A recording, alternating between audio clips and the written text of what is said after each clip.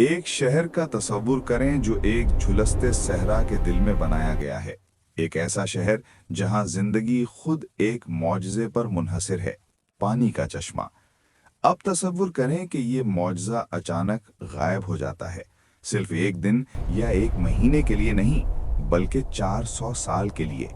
ये कोई अफसाना नहीं है, ये तारीख का दफन सफ़ा है।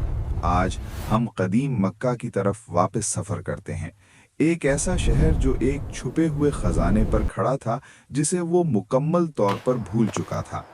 हम इस लालच को दरियाफ्त करेंगे जिसने जमजम के कुएं को दफन कर दिया, हाथियों की खौफनाक फौज जिसने काबे को बराबर करने की कोशिश की, और वो शख्स जो एक बादशाह के खिलाफ तन्हा खड़ा था।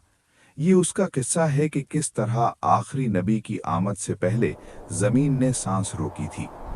हमारी कहानी कबीला बनु जरहम से शुरू होती है। बहुत पहले वो मक्का के मुहाफिज थे।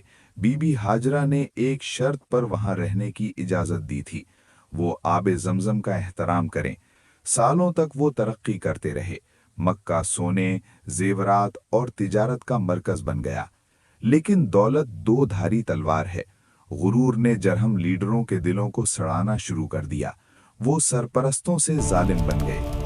जब बनु खुजा और बनु बकर के पड़ोसी कबाइल अपने मजालिम को मजीद बर्दाश्त न कर सके, तो हरम की गलियों में खून रेज जंग शुरू हो गई। शिकस्त खोर्दा और तल्ख जरहम के आखिरी रहनुमा माज बिन अमरू ने खालिस नफरत से पैदा होने वाला फैसला किया।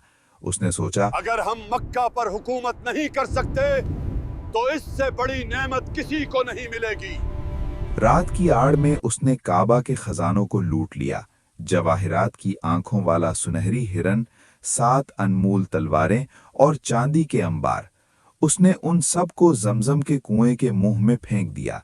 फिर उसने अपने आदमियों को हुक्म दिया कि वो इसे रेत, पत्थर और मट्टी से इतना भर दें कि जमीन हमवार और बंजर हो जाए।